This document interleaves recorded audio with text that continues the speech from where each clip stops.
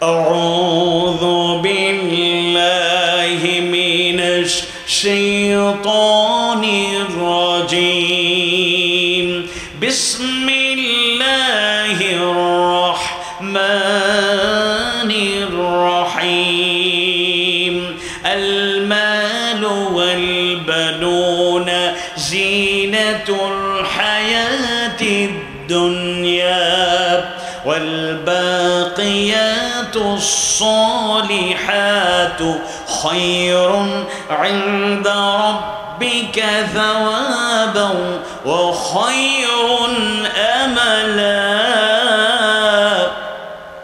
আল্লাহ তাআলা সূরা আল কাহফের 66 নম্বর আয়াতে কারিমায় জানিয়ে দিচ্ছেন ধন সম্পদ এবং সন্তান সন্ততি, ধন সম্পদ এবং ছেলে মেয়ে দুনিয়ার জীবনের একটি সৌন্দর্য মাত্র।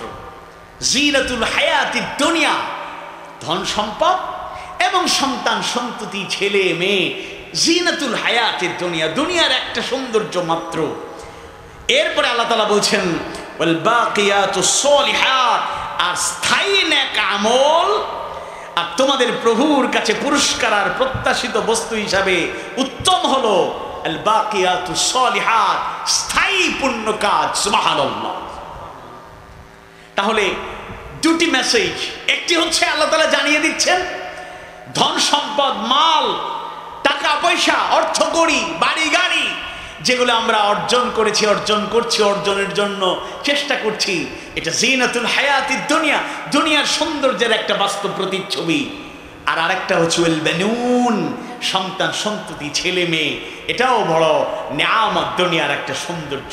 আর দ্বিতীয় মেসেজ দিচ্ছেন, তথ্য দিচ্ছেন, আসল পুণ্য কাজ, স্থায়ী পুণ্য কাজটাই হলো সর্বোত্তম, স্থায়ী পুণ্য কাজটাই হলো সর্বোত্তম। অর্থাৎ দুইটা বস্তু না, আরো যত প্রিয় বস্তু এই দুনিয়াতে আছে এগুলো ঠিক আছে, কিন্তু সর্বোত্তম হলো স্থায়ী পুণ্য কাজ।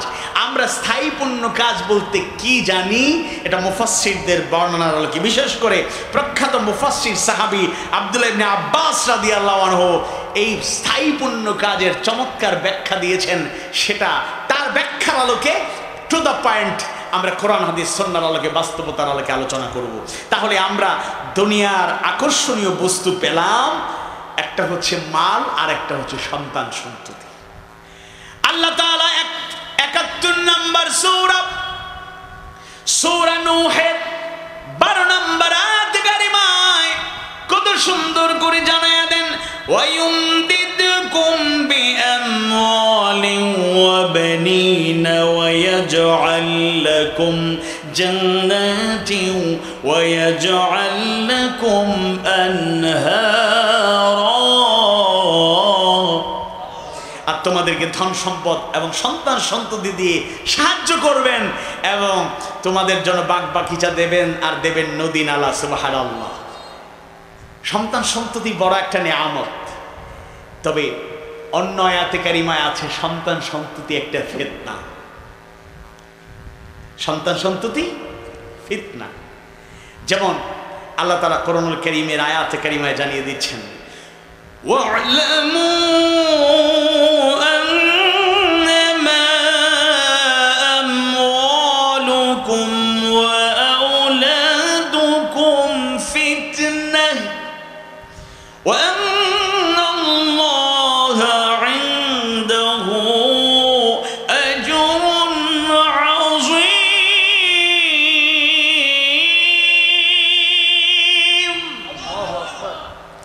জেনে রাখো তোমাদের ধন সম্পদ এবং সন্তান সন্ততি ফিতনা, আর নিশ্চয় আল্লাহ তার নিকট আছে মহাপুরস্কার।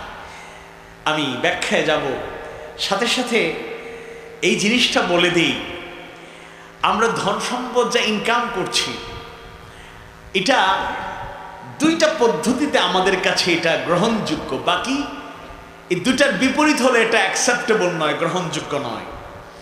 এক, যা উপার্জন করা হবে তা মূলগতভাবে হালাল হতে হবে, যা উপার্জন করব এটা হতে হবে হালাল। এবং দ্বিতীয়টা হচ্ছে পদ্ধতিগত, যা উপার্জন করব তা বৈধ পন্থায় উপার্জন করব। একটা হলো যা উপার্জন করা হবে এটা হতে হবে হালাল, আর দুই যে পদ্ধতিতে টাকাটা আমি ইনকাম করব, আয় করব, সেটা পদ্ধতিটা হতে হবে হালাল। আরেকটা আয়াত শোনাই, এরপর আপনাদের বুঝিয়ে দেওয়ার চেষ্টা করব সহজ ভাষায়, উদাহরণ দিয়ে, প্র্যাকটিক্যাল বিষয়গুলোকে সামনে রেখে। আল্লাহ তাআলা জানিয়ে দিচ্ছেন ইমানদারদেরকে,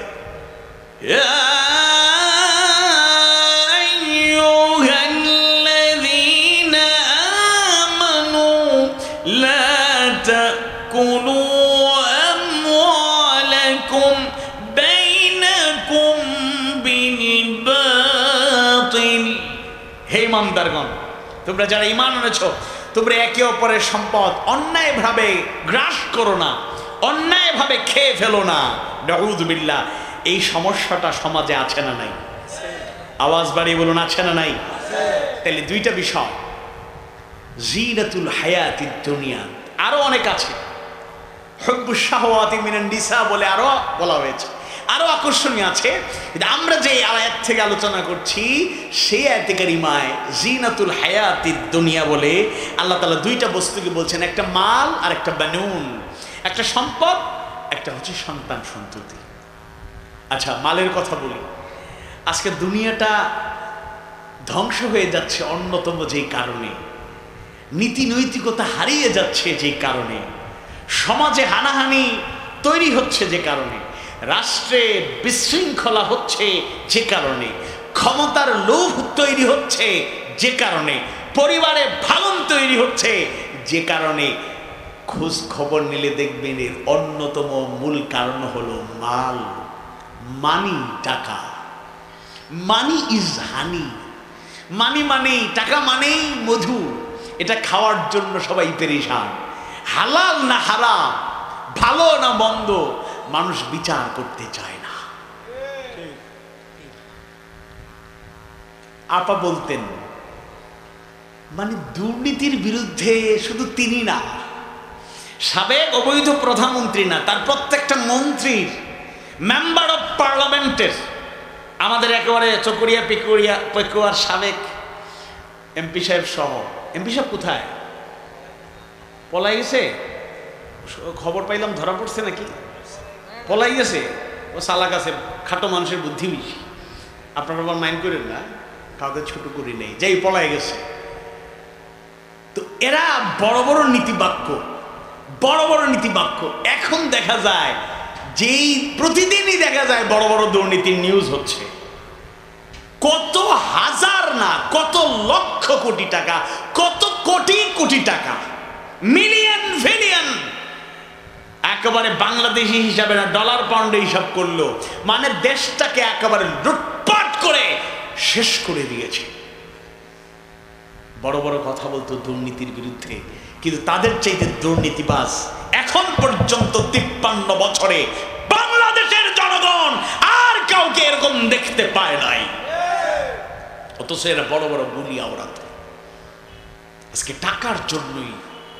এখনো আবার কষ্ট নেবেন না, আপনি বিভিন্ন দল করতে পারেন, এখনো অন্তর্বর্তীকালীন সরকারের এই টাইমে এখনো অনেক, তারাই আপাতত ক্ষমতায় আছেন, অধিষ্ঠিত।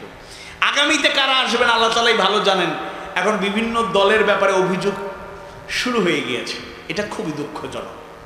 ক্ষমতায় যান নাই, অথচ এখনই ক্ষমতার অংশীদার মনে করে লুটপাট, চাঁদাবাজি, বিভিন্ন জায়গায় দুর্নীতি, বিভিন্ন জায়গায় অবৈধ লেনদেন শুরু করে দিয়েছেন। জাতি এটাকে পজিটিভলি গ্রহণ করবি না। একটু সময় দিন, সময়ের ব্যবধানে একটু সময় লাগবে, আবার খুব লম্বা সময় না, আবার একেবারে শর্টকাট, বেশি সহজে আবেগের কথা বলছি না, তবে কম সময়ের ব্যবধানে বাংলাদেশে মানুষ জাতির কাণ্ডারি হিসেবে ওলামায়ে কেরাম ইসলামের পথের পথিকদেরকেই বাছাই করে নেবে। যারা 5 বছরে মন্ত্রণালয়ের দায়িত্ব পালন করে, 2 জন ব্যক্তি 3টি মন্ত্রণালয়ের দায়িত্ব পালন করে 2 টাকার দুর্নীতির অভিযোগ করা যায় নাই, তাদের নেতৃত্বেই ভবিষ্যতে বাংলাদেশ চলবে ইনশাআল্লাহ।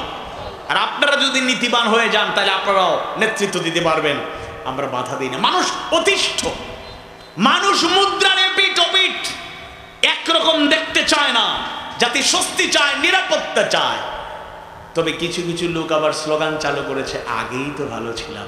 এদেরকে ধরবেন, এরা কিন্তু ওদের দালালি করতে আসছে, অথবা আগে ছিল না, ওদের বিভিন্ন ইঙ্গিতে সুযোগ সুবিধা পাইয়া মাঠে ময়দানে ছড়িয়ে দেওয়ার জন্য এই চেষ্টা করতেছে। অন্তর্বর্তীকালীন সরকার একটা শিশু সরকার, 3.5 মাস 4 মাসও হয় নাই পূর্ণাঙ্গ, এরকম একটা সরকারকে এত চাপ প্রয়োগ করে 4 মাসে 5 মাসে একটা বিপ্লব ঘটে যাবে? 15.5 বছরে ওরা লুটপাট করে প্রত্যেকটা সেক্টরকে ধ্বংস করেছে। একটু টাইম দিতে হবে। তবে টাইম মানে এটা না তারা ক্ষমতার চেয়ারে বসবে আর নামবে না, এরকম সুযোগ আমরা, কথা বলে না, ঘুম আসছে, এরকম সুযোগ দেয়া যাবে? ইমানদার ভাইয়েরা, মুমিন মুমিনা ভাই বোনেরা, নিঃসন্দেহে আল্লাহ তাআলা যদি কাউকে বেশি বেশি সম্পদ দেন, এটা বড় নিয়ামত। এটাকে প্রপারলি ইউটিলাইজ করতে হবে, রক্ষণাবেক্ষণ করতে হবে, আল্লাহর নির্দেশনার আলোকে রাসূলের দেখানো পথে আয় করতে হবে, এবং আল্লাহ তার রাসূলের দেখানো পথে তাদের নীতি অনুসৃতি অবলম্বন করে ব্যয় করতে হবে। ওয়াহাল্লাল্লাহুল বাই'a ওয়া হারামার রিবা ওয়াহাল্লাল্লাহুল বাই'a, আর আল্লাহ তাআলা ব্যবসাকে হালাল করেছেন। আপনি ব্যবসায়ী, ব্যবসা করে যদি কোটি কোটি টাকার মালিক হয়ে যান, এটা কোন সমস্যা? টাকা থাকলে টাকাকে প্রপারলি ইউটিলাইজ করবেন। আল্লাহ রাসূলের কি সম্পদ ছিল না? আমরা হুজুর সহ আমরা পারি না, পারবো না মনে হয়, দুর্বল ইমানদার যুগ। আল্লাহর রাসূল খাদিজা রাদিয়াল্লাহু আনহার সাথে বিয়ে হয়ে গেল। খাদিজা রাদিয়াল্লাহু আনহা কে ছিলেন? আরবের অন্যতম ধনী ব্যবসায়ী। সুবহানাল্লাহ।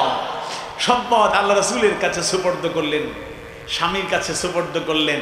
আল্লাহ রাসূল জমা থাকতে দেন নাই, জমা করে রাখেন নাই, মানবতার কল্যাণে এগুলো ব্যয় করেছেন। প্রয়োজনের আলোকে, নবুয়ত পাওয়ার পরে ইসলামের সৌন্দর্যের আলোকে, আল্লাহর বিধানের আলোকে, সেই নীতি অনুসৃতি অবলম্বন করে সব সম্পদ তিলে তিলে যা গড়ে উঠেছিল সব বিলিয়ে দিয়েছেন। সুবহানাল্লাহ।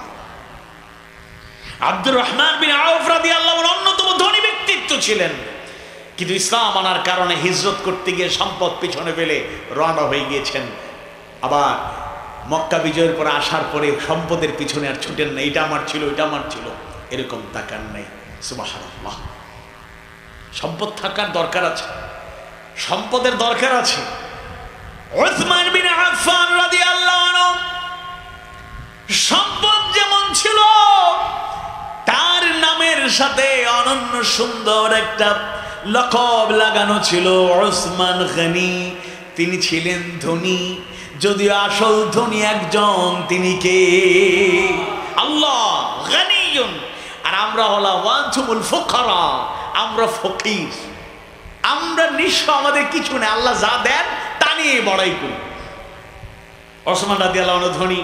একবার আল্লাহ রাসূল সাল্লাল্লাহু আলাইহি ওয়াসাল্লামের কাছে এক ব্যক্তি এসে বলল, এ রাসূলুল্লাহ, অভাবনটন কষ্টের মধ্যে আছি, একটু সাহায্য করুন। যাও ওসমানের কাছে যাও। ওই ব্যক্তি গেল, আবার ফিরে আসলো। বলেন, গিয়েছো ওসমানের কাছে? গিয়েছি। আবার ফিরে বলেছো? বলি নাই। আবার যাও। আবার ফিরে আসলো। তৃতীয়বার আল্লাহ রাসূল বলেন, কি তুমি ফিরে আসো, তাকে বলো না কেন? এমন এক ব্যক্তির কাছে আপনি দান গ্রহণ করার জন্য, চাওয়ার জন্য বলেছেন। গিয়ে দেখি এই লোকটা রুটি খাইলো, এবার রুটির গুঁড়োগুলা অংশগুলো পড়েছে, এটা খুঁজে খুঁজে এটা বের করে একটা একটা করে সেই সামান্য অংশটাও ফেলে দিচ্ছেন, এটা খেয়ে নিচ্ছে। এরকম কিপটা লোক, এরকম কৃপণ লোক আমারে কি দেবে? আল্লাহর রাসূল বললেন, যাও ওসমান গে আমার কথা বলবে, সাহায্য পেয়ে যাবে। ওই ব্যক্তি কাছে গিয়ে বলল, ইয়া ওসমান রাদিয়াল্লাহু আনহু, আল্লাহ রাসূলের কাছে গিয়েছিলাম, আপনার কাছে পাঠিয়েছেন, আমার অর্থ সম্পদের বড় অভাব, সহযোগিতা প্রয়োজন, আর্থিক সহযোগিতার দরকার। তিনি বললেন, কিছুক্ষণ অপেক্ষা করুন, মিশর থেকে আমার উটের একটা পাল, কম বেশি 1000 উট ছিল, উটের একটা পাল মালামাল সহ প্রবেশ করবে।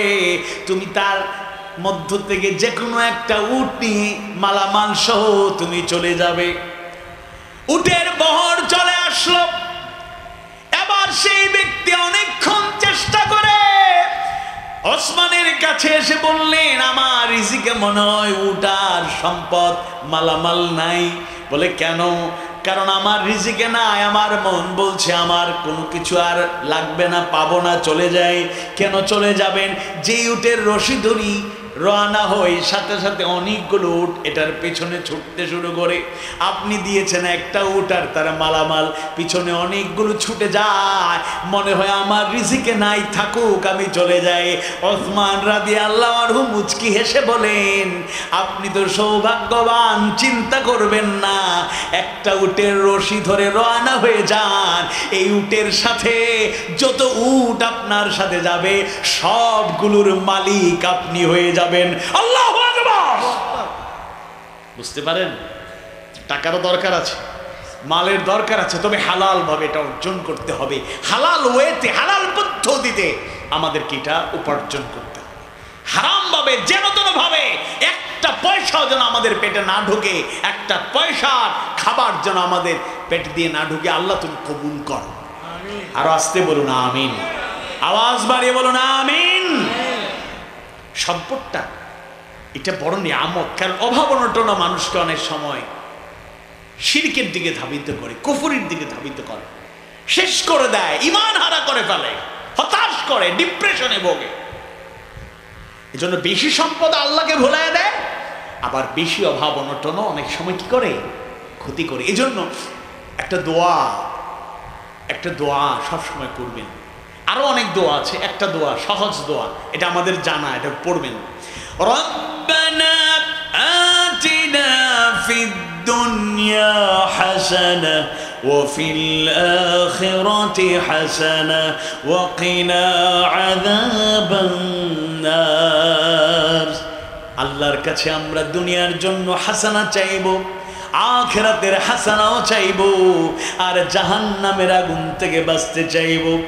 আল্লাহর কাছে চাইতে কোনো বাধা নাই, আল্লাহর কাছে বলতে কোনো দ্বিধা নাই।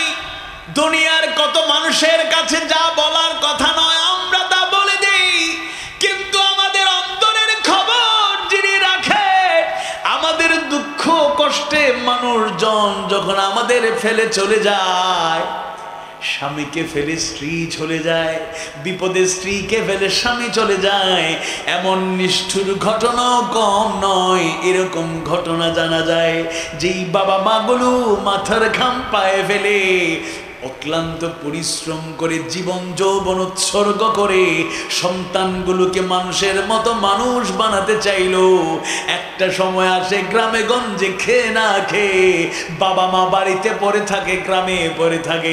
সন্তান অনেক বড় হয়েছে, অঢেল সম্পদের মালিক হয়েছে, ব্যাংক ব্যালেন্স হয়েছে, ফ্ল্যাটের মালিক হয়েছে, গাড়ি হয়েছে, নতুন নতুন গাড়ি কয়েকদিন পর পর বদলায়। তার টাকা পয়সার অভাব নাই, সুখ স্বাচ্ছন্দ্য জাগতিক চাহিদার কোনো অভাব নাই, সব সে পেয়ে গিয়েছে। কিন্তু ওই বাবা মায়ের কথা স্মরণ হয় না, সে বাবা মাকে ভুলে গিয়েছে। আবার এমন সময় এমন দুঃসংবাদ পাওয়া যায়, স্বার্থের কারণে বাবা কিংবা মা কখনো কখনো তার সন্তানকেও বিপদে ঠেলে দেয়। ভাই তার ভাইকে ভুলে যায়, বোন তার বোনকে ভুলে যায়, আত্মীয় স্বজন আপন ছিল একে অপরের পর হয়ে যায় সম্পদের কারণে, দুনিয়ার স্বার্থের কারণে। এজন্য ইমানদার ভাইরা, আমরা দুনিয়াতেও কল্যাণ চাই, আখিরাতেও কল্যাণ চাই। আমি কল্পনাও করতে পারবো না, চাওয়ার মতো চাইতে পারলে, বলার মতো বলতে পারলে, চোখের পানি ঝরাতে পারলে, একান্তে আমার মনের কষ্টগুলো যদি এক মাবুদ আল্লাহ সুবহানাহু ওয়া তাআলার কাছে বলা যায়, আল্লাহর সাহায্য কেমনে আসবে বান্দা মোটেও টের পাবে না, সে সাহায্য পেয়ে যাবে। আল্লাহ তাআলা সাহায্য পাওয়ার জন্য দুটি গুণ অর্জন করার কথা জানায়া দেন। আউযু বিল্লাহি মিনাশ শাইতানির রাজীম। ইয়া আইয়ুহাল্লাযীনা আমানুস্তাঈনু বিস-সাবরি ওয়াস-সালাহ ইন্নাল্লাহা মা'আস মা'আস-সাবিরিন। হে ইমানদারগণ, ইস্তাঈনু, আমার পক্ষ থেকে কি সাহায্য পেতে চাও? গ্রহণ করো। বিস-সাবরি ওয়াস-সালাহ, সবর এবং সালাতের মাধ্যমে। ইন্নাল্লাহা মা'আস-সাবিরিন, নিশ্চয় আল্লাহ তাআলা সবর গুজার বান্দাদের সাথে আছেন। নিজের জীবনেও, ছাত্র জীবনেও এমন সময় পার করেছি, ছোট্টবেলায় বাবা হারানোর কারণে এমন সিচুয়েশন ওভারকাম করেছি, এমন সিচুয়েশন অতিক্রম করেছি। মেসে থাকার আবাসিক কোনো মেসে থাকার ফি দেওয়ার মতো টাকা অনেক সময় ছিল না, 3 বেলা ভালো করে খাবারেরও ব্যবস্থা ছিল না। এরকম সময়ও একটা সময় পার করতে হয়েছে। মাবুদের কাছে যদি চার মতো চাওয়া যায়, কথাগুলো যদি বলার মতো বলা যায়, আল্লাহর বান্দার মধ্যে, মাবুদ আর আব্দের মধ্যে যদি কানেক্টিভিটি, সম্পর্ক তৈরি হয়ে যায়, আপনার সকল অভাব অনটন দূর করে যিনি দিবেন, আওয়াজ বাড়িয়ে কষ্ট করে বলুন তো তিনি কে? আমি আপনার কাছে আবেদন রাখবো, আপনি যদি অভিযোগ করেন কিছু পাইলাম না, আল্লাহ আমাকে দিল না, না শুকর বান্দা আপনি, লাইন শাকারতুম লাযীদান্নাকুম, শুকরিয়া আদায় করবেন, বাড়িয়ে দিবেন, আল্লাহ বেড়ে যাবে সবকিছু। সবর করবেন, সালাতের সাথে সম্পর্ক নাই, ধৈর্য ধরার কোনো আলামত নাই, আর আল্লাহর সাহায্য আপনি কেমনে পাবেন? এজন্য বান্দাদেরকে অনুভূতি নিয়ে, আপনি সবাই তো আর অর্থনৈতিক সমস্যা নাই, কেউ শারীরিক অসুস্থতায় ভুগছেন, এমন অসুস্থতা ডাক্তার বলেছে আপনি আর আল্লাহ আল্লাহ করেন, ওই জায়গা থেকে আল্লাহ তাআলা ফিরিয়ে দেন। আমাদের সিলেটের একজন রাহবার, একজন দায়িত্বশীল, যাকে তিনি দক্ষিণ জেলার আমির ছিলেন, তাকে রেস্টে দেওয়া হয়েছে যে আপনি 4 বার হার্ট অ্যাটাক করেছেন, আপনাকে আর কষ্ট দিতে চাই না, এবার রেস্টে চলে যান। কয়বার হার্ট অ্যাটাক? 4 বার। খুব বিরল ঘটনা, একাধিকবার হয়ে গেলেই এই ব্যক্তিদের লাইফটা আসলে ঝুঁকির মধ্যে পড়ে যায়। তো একটা আংশিক 2 জেলার একটা জেলার আমিরের দায়িত্ব ওনাকে মানে রেস্টে দেওয়া হয়েছে, ওনাকে আর চাপ দেওয়া যাবে না। এখন ওই লাস্ট 4 নম্বর বার স্ট্রোক করার পরে এখন ওনাকে আবার 2 জেলা এক হয়েছে, মানে বিস্তৃতি বেড়েছে, কাজ বেড়েছে, দ্বিগুণের চাইতে বেশি কাজ হয়ে গিয়েছে। আবার ধরে নিয়ে এসে বলতেছে আপনি যথেষ্ট সুস্থ আছেন, এবার শপথ হয়েছে যে আপনি পুরো জেলার দায়িত্ব পালন করেন। উনিও আল্লাহর উপর ভরসা করে দায়িত্ব পালন শুরু করেছেন। সুবহানাল্লাহ। 4 বার স্ট্রোক করার পর একটা লোক তো স্বাভাবিক থাকার কথা না, তিনি স্বাভাবিক কথা বলেন। একটা হসপিটালের মালিক, বিশাল একটা হসপিটাল, ইবনে সিনা হসপিটাল, সিলেটের চেয়ারম্যান, দায়িত্ব পালন করেন। উদাহরণ দিলাম, চোখের সামনে দেখা। 4 বছর আগেই যাকে নিয়ে শঙ্কা ছিল, পরিবারের চোখের পানি, অধীনস্থদের চোখের পানি, হসপিটালের কর্তৃপক্ষের চোখের পানি দেখেছি। যখন তাকে এয়ার অ্যাম্বুলেন্সে ঢাকায় নিয়ে যাওয়া হয় ইউনাইটেডে, এর আগে সবাই চোখের পানি ফেলে বিদায় দিয়েছে, আর আসবেন কিনা জানি না, সিলেটের চিকিৎসা নাই। ওই জায়গায় এই ব্যক্তি মোটামুটি আলহামদুলিল্লাহ আগের চাইতেও যথেষ্ট সুস্থতার সাথে কাজ করছেন। আল্লাহ হায়াত তাইয়্যিবা দান করুন, আমিন। এরকম একেবারে মারাত্মক অসুস্থতা থেকে দাঁড় করায় দিতে পারেন তিনি কে? আওয়াজ বাড়িয়ে বলুন কে? আল্লাহ। চাওয়ার মতো চাইতে হবে, বলার মতো বলতে হবে। জিনাতুল হায়াতের দুনিয়ার মধ্যে 1 নম্বর মাল। এই মাল আমাদের ধ্বংস করছে, বক্তাদেরকেও নিয়ন্ত্রণে রাখছে না। এই পেকুয়া, এই চকরিয়া বড় বড় মাহফিল হয়, ভাইরাল, ফেমাস, পপুলার, বড় বড় জনপ্রিয়। এটা হিংসা না, আল্লাহ তাদের মর্যাদারও বাড়িয়ে দিন। দুনিয়া খেরাতে মর্যাদা বাড়ানোর মতো ইলম, আমল, যোগ্যতা তাদেরকে দান করুন, আমিন। কিন্তু 1 লাখ টাকা না হলে, 1,20,000 না হলে আপনারা পাবেন না, 70-80,000 না হলে পাবেন না। মানুষ সম্মান দিয়ে যদি কাউকে 10 লাখ টাকা দেয়, কোন সমস্যা আছে? নাই। আমি বলতেছি উদাহরণস্বরূপ, আমাদের উদাহরণ দিয়ে, আপনারা জানেন, আমি কারো নাম নিলাম না, উল্লেখযোগ্য লোকেরা, কন্ট্রোল করা যায় না, কন্ট্রোল করা যায় না। মাহফিলে আসার আগে বাঁচবো কি মরবো জানি না, সব ব্যাংকে জমা দিয়ে দিতে হবে। আমার এখানে কালকের মাহফিলের কথা আমি বললাম, আরেকটা ঘটনা বলি। কালকের মাহফিলে যাইতে পারিনি। আমরা গাজীপুর চৌরাস্তার আগে বোর্ড বাজারে গিয়ে মোটামুটি 3:30 পৌনে 4 আটকা পড়ছিলাম, রাত 10:30টার পরে ঘুরে আসছি। ওইখানে শ্রমিকরা, 1000 খানেক শ্রমিক এখানে রাজপথে সকাল 9টা থেকে নামছে, রাত 10:30 পর্যন্ত রাস্তা ছাড়ে নাই। পুলিশ গিয়েছে, আর্মি গিয়েছে, সাংবাদিক গিয়েছে। এখন একটা লোক তাদের 3 মাসের বেতন আটকে চলে গেছে দেশের বাহিরে। এখন এটা রাজনৈতিক ব্যাপারও না, পুলিশও অ্যাকশনে যাচ্ছে না, আবার সাংবাদিকরা তাদের পক্ষে কথা বলছে একটা, আর এদিকে কত হাজার আছে বলবো না, অন্তত পক্ষে 2-1 হাজার গাড়ি তো উভয় দিকে ছিল কমপক্ষে, কারণ ওইদিকে রংপুর বিভাগ, রাজশাহী বিভাগ, ময়মনসিংহ বিভাগ, 3টা বিভাগের রাস্তা গুরুত্বপূর্ণ, ওইদিকে যাতায়াত হয়। এখন মূল সড়ক, ওই জায়গায় রাস্তা বন্ধ। তো ওইখানে মাহফিলে আর যেতে পারি নাই। ওরা কমিটিও বুঝতে পারছে, যদিও কমিটি যিনি দাওয়াত দিয়েছেন আবুল কালাম ভাই কষ্ট পেয়ে বলেছেন, ভাই প্রধান বক্তা না আসলে তো একটা মাহফিলের সৌন্দর্য থাকে না। এবার আমি কি করব, নিউজ লাইভ চলতেছে, সময় টিভি সহ আরো কয়েকটা চ্যানেলের লিঙ্ক পাঠালাম, ওনারাও দেখতেছেন, কিছু করার ছিল না। আসলে ফয়সালা কার? আওয়াজ বাড়ি বলুন কার? আমি তো যেতে পারলাম না, অগ্রিম টাকা তো আমি নেই না, ওই জায়গায় গাড়ি নিয়ে গেলাম, খরচ হলো, ঢাকায় থাকলাম, খাইলাম, মোটামুটি একটা খরচ হয়েছে। কমিটিও আবার খবর নেয় নাই, হুজুর মাহফিলে আসলেন না, খরচ যে হইল এই টাকা আমার পকেট থেকেই। এটা বাস্তবতা বলতেছি, কিন্তু এরপর আমি নারাজ হই নাই, শুকরিয়া আদায় করেছি, আল্লাহ তুমি কবুল করো বলে না আমি। কিন্তু উচিত ছিল কমিটি যে হুজুর তো রানা দিছিল, মাঝপথে এসে আটকে গেছে, খরচ তো হয়ে গেছে, শুধু আসতে পারে নাই, অল্প খরচ কমছে, হয়তো তেল গ্যাস কিছু লাগতো, লাগে নাই, বাকি সব তো ওকে, টাকা দেয় নাই, এরপরে সবর। কিন্তু অন্যান্য এমন বক্তা দেখছি মাহফিল হোক আর না হোক, হয় নাই আপনার কারণে, টাকা সব পাঠিয়ে দিতে হবে। আমি বলতেছি শিক্ষণীয় যে মালটা এমন এক জিনিস, কাঁচা টাকা গোনার পরে এগুলো আমাদেরকে অস্থির করে দেয়। আল্লাহ আমাদেরকে নিয়ন্ত্রিত জীবন যাপনের তৌফিক দাও, হালাল পথে চলার তৌফিক দাও, বলে না আমিন। বেনুন সন্তান সন্ততি এ ব্যাপারে আপনাদের জানা আছে। আবার দ্বিতীয় অংশটা একটু কয়েকটা পয়েন্ট আব্দুল্লাহ ইবনে আব্বাস রাদিয়াল্লাহু আনহু বলেছেন। স্থায়ী পুণ্য কাজ কি? স্থায়ী পুণ্য কাজের পরিচয়টা আপনাদের সামনে আমি তুলে ধরি, এরপরে আলোচনা শেষ করে আপনাদেরকে নিয়ে দোয়া করবো ইনশাআল্লাহ। স্থায়ী পুণ্য কাজের ব্যাপারে আব্দুল্লাহ ইবনে আব্বাস প্রথমেই বলেছেন হিয়া যিকরুল্লাহ, আর তা হলো আল্লাহর জিকির। 6টা জিকিরের কথা তিনি বলেছেন।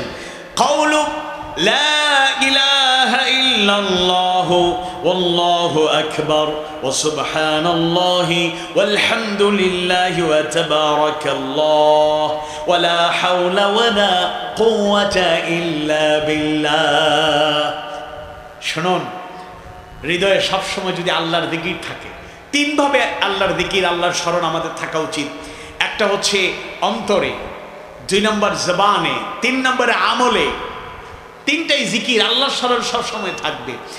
তা আমরা যেই ঘোষণা দেওয়ার মাধ্যমে ইমানদারদের কাতারে শামিল হয়ে গেলাম, কালেমায়ে তাইয়্যিবা আমাদের সবার জানা। প্রথম অংশ হলো লা ইলাহা ইল্লাল্লাহ, লা ইলাহা ইল্লাল্লাহ, লা ইলাহা ইল্লাল্লাহ, আল্লাহ ছাড়া প্রকৃত কোনো মাবুদ নাই। এই যে জিকির, এই জিকিরের প্রতি অন্তরে দৃঢ় ঈমান রাখতে হবে। মাঝে মধ্যে সুযোগ পেলে আমরা জিকির করব লা ইলাহা ইল্লাল্লাহ। আর বাস্তবে 3 নাম্বার জিকির হলো আমরা বাস্তব জীবনে এক আল্লাহ ছাড়া আর কারো গোলামি করব। আওয়াজ বাড়ি বড় গোলামি করব। গোলামি করব কার? আল্লামা সাঈদী রাহিমাহুল্লাহ কারাগারে যাওয়ার পরে তাকে লোভনীয় প্রস্তাব দেওয়া হয়েছে, মেনে নিন, কারাগার থেকে মুক্ত হয়ে যাবেন, স্বাধীন হয়ে যাবেন। যদি ইসলামী বড় কোনো দল করতে চান, আপনাকে প্রধান বানিয়ে আমরা পেছন থেকে সাপোর্ট দেব। রাষ্ট্রীয় ক্ষমতার অংশীদার হতে চান, তা ব্যবস্থা করে দেব। দুনিয়ার বিভিন্ন প্রান্তে আপনি সুখের সুন্দর জীবন যাপন করতে চান, সেটাও দিয়ে দেব। অনেকবার, একাধিকবারই প্রস্তাব দেওয়া হলো। তিনি প্রতিবারই স্পষ্টভাবে বলেছেন।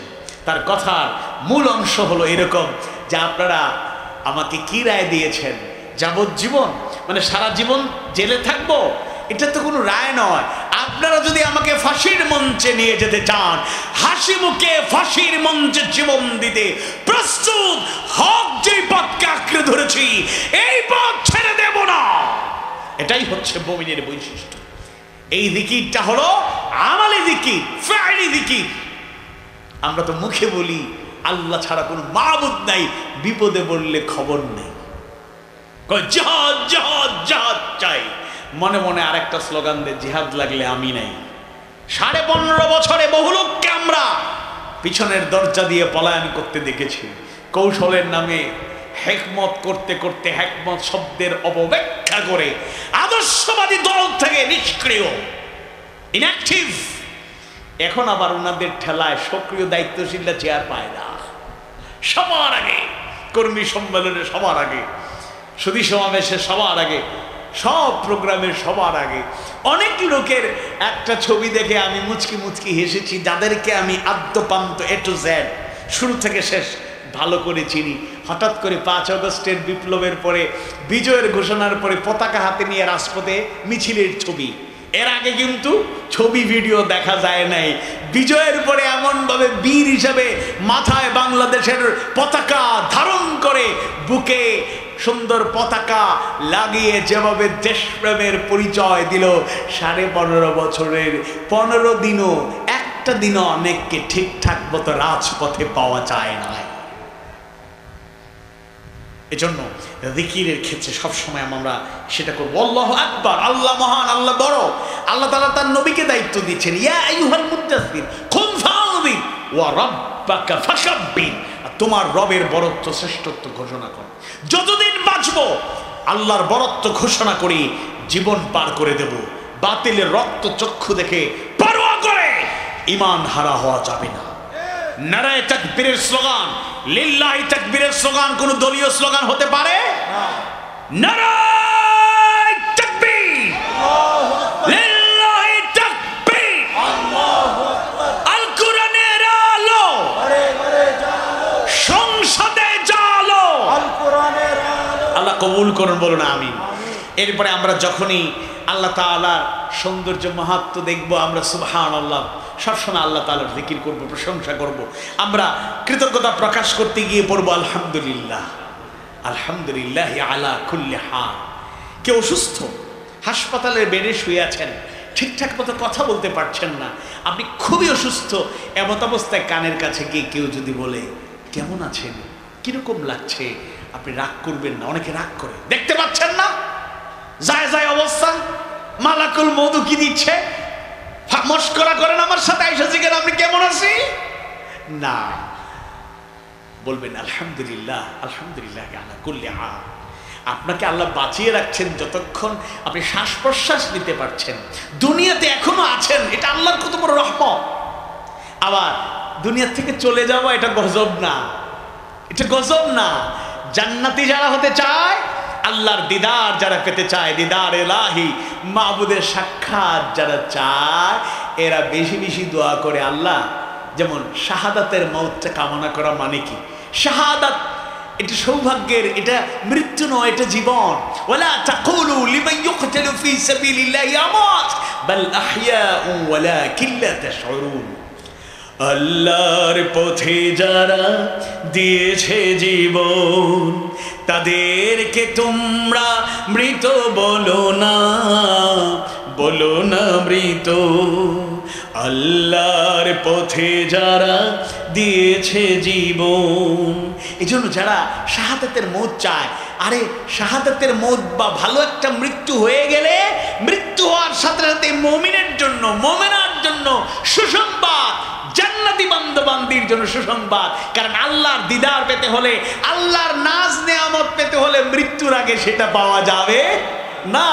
জান্নাতের সুঘ্রাণ, জান্নাতের নাজ নেয়ামত কবরের জিন্দেগি থেকেই শুরু হয়ে যাবে, এটা প্রমাণিত। হাদিস সুন্নাহর আলোকে আমরা যতটুকু পড়ার চেষ্টা করেছি সহিহ বর্ণনায়, সেটা জান্নাতের সুঘ্রাণ, সুবাতাস, সেই নেয়ামতগুলো প্রাথমিকভাবে কবরের জিন্দেগি থেকে আপনি ভোগ করতে থাকবেন। আর চূড়ান্তভাবে হাশরের ময়দানে হিসেব নিকেশ যখন শেষ হয়ে যাবে, ইন্নাল আবরার লাফি নাঈম, নিশ্চয়ই যারা পুণ্য কাজ করবে, দুনিয়ার জীবনটাকে কাজে লাগাবে, আল্লাহর গোলামি করবে, রাসূলের আনুগত্য করবে, এরা জান্নাত। ওয়া ইন্নাল ফুজ্জার লাফি জাহিম, আর যারা মন্দ কাজ, পাপিষ্ঠ, জাহান্নাম ছাড়া তাদের কপালে আর কিছু নাই। এরকম করে প্রশংসা করব। এরপরে আব্দুল্লাহ ইবনে আব্বাস রাদিয়াল্লাহু আনহু বললেন, ওয়াস্তাগফিরুল্লাহ, আল্লাহর কাছে ক্ষমা চাওয়া, এটা হলো স্থায়ী পুণ্য কাজ। আল্লাহর রাসূলের বর্ণনা এসেছে 70 বার থেকে দৈনন্দিন 100 বার তিনি ইস্তেগফার করতেন। আল্লাহ রাসূল মাসুম, বেগুনাহ, তার গুনাহ ছিল না, কিন্তু তিনি ইস্তেগফার করতেন। এটা বান্দাদেরকে উম্মতদেরকে শিখিয়ে গেলেন। এবং আল্লাহর প্রিয় বান্দা বান্দীদের এরকম হওয়া উচিত। কেউ যদি মনে করেন আমার কোনো পাপ নাই, সাম্প্রতিক সময়ে এক নাস্তিক সে বলে ওই হজ নিয়ে কটূক্তি করেছিল, গ্রেফতারও হয়েছিল, যদিও ওই পতিত সরকারের সাবেক প্রধানমন্ত্রী তাকে দীর্ঘস্থায়ী বড় কোনো পানিশমেন্ট দেওয়ার ব্যবস্থা করেন নাই। সে আবার নতুন করে নতুন স্পিচ ডেলিভারি দিয়েছে। সে বলেছে এই যে হুজুররা গুনাহের জন্য বারবার তওবা করে আর মাফ চায়, আল্লাহ মাফ করো মাফ করো, আমি আমিন বলি না, কারণ আমি তো কোনো ভুলই করি নাই। কত বড় কপাল বলা!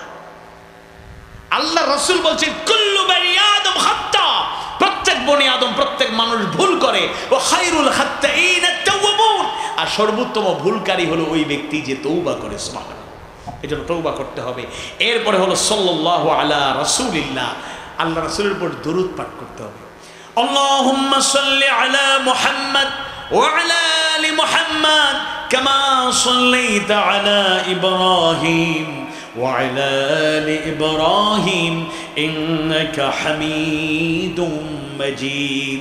আল্লাহুম্মা বারিক আলা মুহাম্মদ ওয়া আলা আলি মুহাম্মদ কামা বারাকতা আলা ইব্রাহিম ওয়া আলা আলি ইব্রাহিম ইন্নাকা হামিদুম মাজিদ। আর যে আয়াতটা আমরা শুরুতে তেলাওয়াত করলাম, আল্লাহ তাআলা নির্দেশ দিচ্ছেন দরুদ পাঠ করার জন্য। ইন্নাল্লাহা ওয়া মালাইকাতাহু ইউসাল্লুনা আলান নবী ইয়া আইয়ুহাল্লাযীনা আমানু সাল্লু আলাইহি ওয়া সাল্লিমু তাসলিমা। এই জন্য দুরূদ পাঠ করবেন। দুরূদের অনেক ফজিলত। দোয়া করতে গেলে আল্লাহ তাআলার হামদ, তার প্রশংসা, এবং সাথে সাথে আল্লাহ রাসূলের দুরূদটা দোয়া কবুলের অন্যতম কারণ। এরপরে বলা হলো ওয়াসিয়াম, স্থায়ী নেক আমল হলো রোজা রাখা। ইয়া আইয়ুহাল্লাযীনা আমানু কুতিবা আলাইকুমুস সিয়ামু কামা কুতিবা আলাল্লাযীনা মিন ক্বাবলিকুম লাআল্লাকুম তাত্তাকুন।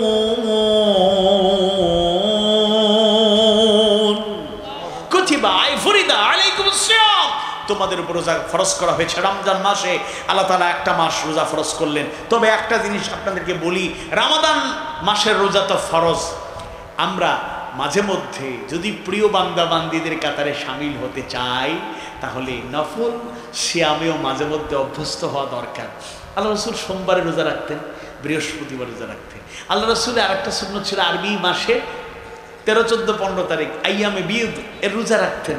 এরকম করে যে সুন্নাহ আমলগুলো আছে, আমরা অনেক সময় পারি না, চেষ্টা করা উচিত। এজন্য আমরা বলবো রোজা রাখলে, রোজা রাখার মূল উদ্দেশ্য কি? লাআল্লাকুম তাত্তাকুন, তাকওয়া অর্জনের মাধ্যম হলো রোজা রাখা। ফরজ 1 মাস রোজা রাখার কারণে তাকওয়ার নীতি অবলম্বনের যে প্র্যাকটিসটা হয়, সারা বছর সুযোগ পেলেই সপ্তাহে 1 দিন, অন্তত মাসে 1 দিন যদি মাঝে মধ্যে রোজা রাখি, অনুভূতিটা জাগ্রত হবে। এরপরে বলা হচ্ছে ওয়াসসালাত, সালাত। أقيموا الصلاة أقاموا الصلاة ويقيمون الصلاة وأقيم الصلاة لذكري। আল্লাহ তাআলা 82 বার সালাতের ব্যাপারে বলেছেন। আমি একটা কথা বলতে চাই, সালাত ঈমানদার কেউ নিজেকে দাবি করলে তার জন্য প্রধানতম ইবাদতের নাম হলো সালাত। আপনি ঈমানদার দাবি করেন, সালাত আদায় করেন না, কায়েমের চেষ্টা তো দূরের কথা, আপনি ঈমানদার কেমনে? আজকে আমরা মাহফিলে এসেছি, বড় বড় মাহফিলে যাই, এই পেকুয়া চুকুড়ি একটা উর্বর ময়দান, এত মাহফিল বাংলাদেশের সব জায়গায় হয় না। কিন্তু কতজন আমরা নামাজ পড়ি? এই যে নামাজ মাহফিল শেষ করে যাব, ঘুমায় যাব, ফজরের নামাজের খবর নাই, এটা ব্যর্থতা, এটা সফলতা নয়। এর মানে মাহফিলে আসবেন না এটা বলছি না, তবে হ্যাঁ মাহফিলটা আরেকটু আগে আগে শেষ করলে এনার্জি একেবারে শেষ হয়ে যায়, ঘুম ধরে রাখতে পারে না, খুঁটি ভেঙে পড়ে যেতে পারে, এরকম লোক কোনো মতে কেউ টিকে আছেন। জোর করে ওয়াজ শোনানোর এই প্র্যাকটিসটা বাংলাদেশ থেকে কবে যে দূর হবে, আল্লাহ তুমি সাহায্য করো। এই কমিটিকে বলছি না, উল্লেখযোগ্য কমিটি, উল্লেখযোগ্য কমিটি। কোনো জায়গায় এমনও হয়েছে 1:45 তুলে দিচ্ছে, প্রধান বক্তাকে 1:45, 2:30 পর্যন্ত ওয়াজ। এটা কোনো কথা? এটা কোনো কথা? এটা সাইন্টিফিক না, এবং ইসলামের দৃষ্টিতেও এটা অ্যাকসেপ্টেবল না। এটা থেকে বেরিয়ে আসতে হবে। 10টা, 10:30, 11টার আগে মাহফিল শেষ। এটা হলে কি এনার্জি থাকে। এই যে শরীয়তুল্লাহ জিয়াদি ভাইয়ের বিপ্লবী বয়ান শুনছেন, আবার একটু ঝিমিয়ে গেছে। আমরা তো এখানে সিরাত মাহফিলে আসছি, কোরআন হাদিস থেকে কথা বলবো। আমি যদি আপনার বলেন 1 ঘন্টা একটানা একেবারে বক্তৃতা, রাজপথের, পথসভার, জনসভার সবগুলাতে মাইকে খালি গলায় সব প্র্যাকটিস ছাত্র জীবনেও করেছি। এমসি বিশ্ববিদ্যালয় কলেজে 1000, 2000, 5000 ছাত্র থাকলেও সেই জায়গায় জাড়লতলায় কিংবা ম্যাথমেটিক্স ডিপার্টমেন্টের সামনে দাঁড়ায়া খালি গলায় বক্তৃতা একেবারে শেষ ব্যক্তি পর্যন্ত শুনতো, আর স্লোগান উত্থিত হতো। এগুলোর প্র্যাকটিস আমাদের আছে, কিন্তু আমরা কোরআনের মাহফিলে এসেছি, এই বিষয়টাও মাথায় রেখে কথা বলতে হবে। ওয়াল হাজ ওয়ালিল্লাহি আলান নাসি হিজ্জুল বাইতি মান ইসতাতাআ ইলাইহি সাবিলা। সামর্থ্যবান ব্যক্তির উপর জীবনে কমপক্ষে একবার হজ করা ফরজ। সবার জন্য হজ ফরজ নয়, কিন্তু যাদের উপর হজ ফরজ এরা বিলম্ব না করে হজ আদায় করা দরকার। সাদাকা করা, দান খয়রাত করা। এরপরে ওয়াল ইতকু, কেউ যদি বিপদ মুসিবতে বন্দী হয়ে যায়, আটকে যায়, তাকে কি করা? তাকে মুক্ত করে দেওয়া। একসময় দাসত্ব প্রথা ছিল, এই দাসত্ব প্রথা এখন চলে গিয়েছে, তবে ঘোষণা ছাড়াও এখন দাসত্ব প্রথা বাংলাদেশেও আছে। এজন্য কেউ যদি বন্দী থাকে, বিপদে থাকে, তাকে দাসমুক্ত করা, বিপদ থেকে উদ্ধার করা। এরপরে বলা হয়েছে ওয়াল জিহাদু, জিহাদ, আল্লাহর পথে জিহাদ। জিহাদ মানে মারামারি, কাটাকাটি, যুদ্ধ বিগ্রহ নয়। 5টা কাজের ধারাবাহিকতার নাম জিহাদ। 1 নম্বরে দাওয়াত, 2 নম্বরে শাহাদাত আলান নাস, 3 নম্বরে আল আমরু বিল মারুফ ওয়ান নাহি আনিল মুনকার, 4 নম্বরে ইকামাতুদ দ্বীন, 5 নম্বরে কিতাল ফি সাবিলিল্লাহ। কেউ মনে করে জিহাদ মানে মারামারি, কাটাকাটি, যুদ্ধ বিগ্রহ। ফায়াকতুলুনা, একটু মারো আর মরো। আস্তে থামুন। জিহাদ শুনলে ভয় পাওয়ার কিছু নাই, আবার জিহাদ শুনলে উত্তেজিত হয়ে ঝাঁপিয়ে পড়ার সুযোগ নাই। দাওয়াত, নবুয়তের জিন্দেগি দেখুন। প্রথমে 3 বছর গোপনে দাওয়াত, এরপরে ওয়ানজির আশিরাতাকাল আকরাবিন আয়াত নাজিল হওয়ার প্রকাশ্যে দাওয়াত হয়েছে আরো 10 বছর। মাইর খেয়েছেন, আল্লাহ রাসূলের সামনে ইয়াসির পরিবার নির্যাতন হয়েছে, সাহাবীদের উপর নির্যাতন হয়েছে, আল্লাহ রাসূল তায়েফে রক্তাক্ত হয়েছে। যাদেরকে দেখেছেন নির্যাতিত, বলেন নাই চলো সংঘবদ্ধ হয়ে লড়াই করব, বলেছেন ফাসবির সবরান জামিলা, আয়াত নাজিল হয়েছে। এজন্য জিহাদ মানে মারামারি, কাটাকাটি না। দাওয়াত দেন, সবার কর্ণকোহরে সত্য সঠিকটা পৌঁছে দেন। এরপরে নিজে ইসলামের প্রতিচ্ছবি হয়ে যান, সৎ কাজের আদেশ দেন, অন্যায় কাজ নির্মূলের প্রচেষ্টা চালান। দিন যদি কায়েম হয়ে যায়, মদিনাতুল মুনাওয়ারায় যখন আল হুকুমাতুল ইসলামিয়া, ইসলামিক স্টেট হয়ে গিয়েছে, মক্কায় ধৈর্যের পর ধৈর্য, নির্যাতন, নিপীড়ন সহ্য করেছেন, শাহাদাতের বেলা পান করেছেন। শিয়াবে আবু তালেবের 3 বছর রাসূল আর সাহাবীরা কষ্ট করে কারাবরণ করেছেন, বন্দী থেকেছেন, প্রতিবাদ হয় নাই, প্রতিরোধ হয় নাই। মদিনায় যাওয়ার পরে দ্বিতীয় হিজরিতে রমাদান মাসের 17ই রমাদান বদরের প্রান্তরে প্রস্তুতি নেই, সৈন্য সংখ্যা কম, মোরলেস 313, আর এরা 1003 গুণের বেশি। আল্লাহ বলেন যাও বদরের প্রান্তরে। ফেরেশতা দিয়ে সহযোগিতা করেছেন, ইমানি সেই দৃঢ়তা ছিল। ওয়ালা রাব্বিহিম ইয়াতাওয়াক্কালুন, মুমিনের অন্যতম গুণ হলো তারা আল্লাহর উপর ভরসা করে, আল্লাহর উপর ভরসা করে আল্লাহর গোলাম হিসাবে রাসূলের আনুগত্য করে 313 জন বদরের প্রান্তরে গিয়েছেন। 70 জন কাফেরকে জনমের মতো দুনিয়া থেকে বিদায় করে, 70 জনকে ঘাট ধরে বন্দী করে বিজয় নিশ্চিত করেছেন। আল্লাহু আকবার। এটা চূড়ান্ত, এখন না, ফাইনাল ডেস্টিনেশন। এরপরে আরেকটা বর্ণনা দেওয়া হয়েছে জামিউ আমালিল হাসানাত, আসলে সকল পুণ্য কাজটাই হলো স্থায়ী পুণ্য কাজ। এছাড়া আরেকটা বর্ণনা আছে হিয়াল কালামুত তাইয়্যিব, সুন্দর সুন্দর পবিত্র কথা বলাও স্থায়ী নেক আমল। সুতরাং আমি আপনাদের সামনে আরজ রাখতে চাই, সূরা কাহফের 46 নম্বর আয়াতে কারিমা থেকে আমরা 2টি বিষয় পেলাম।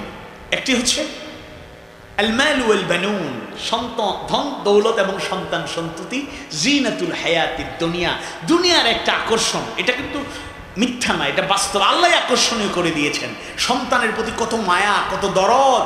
সন্তানের জন্য অনেকেই অবৈধ উপার্জন করে কোটিপতি হয়ে গেছে। জিজ্ঞেস করলে ভাই আপনি ঘুষ খাইলেন, আপনি সুদের কারবার করলেন, এত সম্পদ বানায় হবে কি? ভাই আসলে আমি তো কখন চলে যাব জানি না, এই সন্তানগুলোকে রাস্তায় ফেলে যাব। এই সন্তান কি আপনাকে জাহান্নাম থেকে বাঁচাতে পারবে? সন্তানের জন্য অনেকেই ভবিষ্যৎ আমারে অনেকে পরামর্শ দেয়, ভাই কিছুই তো করতে পারেন না, কিছুই তো করতে পারলেন না, জমান না, সন্তানগুলা কি করবে, এরা ভবিষ্যতের জন্য কিছু উপার্জন করেন। অনেকেই পরামর্শ দেয় যে অনেকেই তো বাচ্চাদের জন্য ডিপোজিট করে ব্যাংকে, ইসলাম ব্যাংকে রাখে, 5 লাখ টাকা রাখলে এটা কত টাকা হবে, 1 লাখ টাকা ধীরে ধীরে বড় হবে, কত পরামর্শ দেয়। রিজিকের মালিক কে? আমাকে রিজিক দিয়ে আল্লাহ সৃষ্টি করেছেন। আব্বা ইন্তেকাল করেছেন ছোট রেখে, কিন্তু কষ্ট করেছি, এখন আস্তে আস্তে সবাই একটা কিনারে এসে পৌঁছে গিয়েছি, হতাশ হওয়ার কিছু নাই। এজন্য আমরা মাল আর সন্তান সন্ততি হালালভাবে যতটুকু আমরা গ্রহণ করার ততটুকু গ্রহণ করব, যতটুকু কদর করার ততটুকু করব, হারাম পথে যাব না। আর দ্বিতীয় স্থায়ীপূর্ণ কাজ যেগুলোর বর্ণনা আব্দুল্লাহ ইবনে আব্বাস রাদিয়াল্লাহু আনহুর দৃষ্টিভঙ্গির আলোকে বললাম, সেগুলো যদি আমরা করতে পারি নিঃসন্দেহে আমরা কল্যাণ পাবো, দুনিয়া আখিরাতে কামিয়াব হব। কথাবার্তায় ভুল ত্রুটি হলে আল্লাহ তাআলা ক্ষমা করুন। আর শিক্ষণীয় যে কথাবার্তাগুলো জবান থেকে আল্লাহ তাআলা বের করেছেন, আমি বলিনি, আল্লাহ তাআলা বের করেছেন, সেই কথাবার্তাগুলো আল্লাহ তাআলা কবুল করে নিন। আমিন ইয়া রাব্বাল আলামিন।